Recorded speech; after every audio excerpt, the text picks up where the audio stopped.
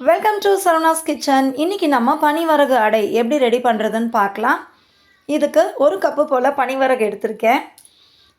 பனிவரகு வந்து இந்த மாதிரி இருக்கும், கொஞ்சம் நீள கொஞ்சம் பெருசாக தான் இருக்கிற மாதிரி இருக்கும். இது வரகை விட கொஞ்சம் பெருசாக இருக்கும். அரை கப்பு கடலைப்பருப்பு, அரை கப்பு துவரம்பருப்பு, அரை கப்பு பாசிப்பருப்பு, 1/4 கப்பு உளுந்தம்பருப்பு, 5 காஞ்ச மிளகா. இது எல்லாத்தையும் 2-3 தடவை நல்லா கழுவி எடுத்துகிட்டு நல்ல தண்ணி ஊற்றி ஊற வச்சிடலாம். ஏன்னா இந்த தண்ணியை ஊற்றி தான் நம்ம மிக்சியில் அரைக்கும் போது சேர்த்துக்க போகிறோம். ஒரு 2 மணி நேரம் போல் ஊறட்டும். நல்லா ஊறிடுச்சு. இப்போ தண்ணியிலேருந்து வடித்து மிக்சி ஜாரில் எடுத்துக்கிட்டேன். தண்ணியை வடித்து போட்டுக்கலாம். எவ்வளோ தண்ணி தேவையோ அதை மட்டும் நம்ம ஊற்றி அரைச்சிக்கிட்டால் போதும். நம்ம ஆல்ரெடி ஊற வச்ச தண்ணியை தான் ஊற்றி அரைக்க போகிறோம்.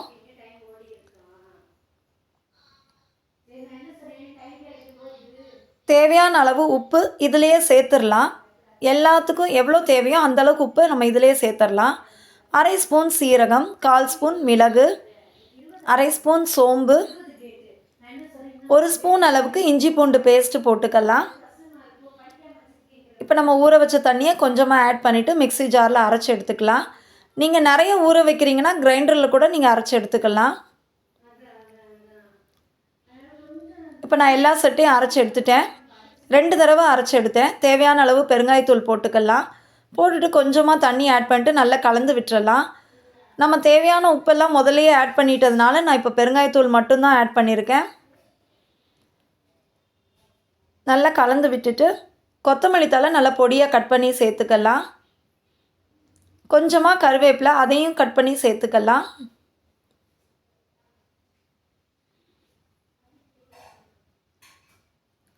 ஒரு பெரிய வெங்காயம் நல்லா பொடியாக கட் பண்ணி சேர்த்துருக்கேன்.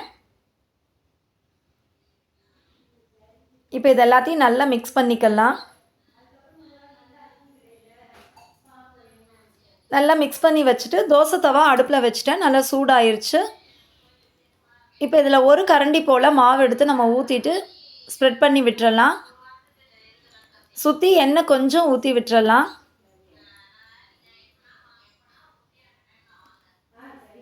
தீயை வந்து மீடியம் ஃப்ளேம்லேயே வச்சு நம்ம அடை சுட்டு எடுக்கணும். அப்போ தான் நல்லா ஈவனாக வேகும். பாருங்கள், ஒரு சைடு நல்லா செவந்து வந்துருச்சு. இன்னொரு சைடும் திருப்பி போட்டுட்டேன். அந்த சைடும் நல்லா செவந்து வந்துருச்சு. இப்போ நான் ஒரு பிளேட்டில் எடுத்தாச்சு. இவ்வளோதான். எவ்வளோ சிம்பிளாக ரெடி பண்ணிட்டோம் பாருங்கள். ரொம்ப ஹெல்த்தியானது. வாரத்துக்கு ஒரு முறையாவது இந்த மாதிரி ஹெல்த்தியானதை எடுத்துக்க ட்ரை பண்ணுங்கள். பாருங்கள், நம்மளோட அடை சூப்பராக ரெடி ஆகிடுச்சு. தேங்க்ஸ் ஃபார் வாட்சிங்.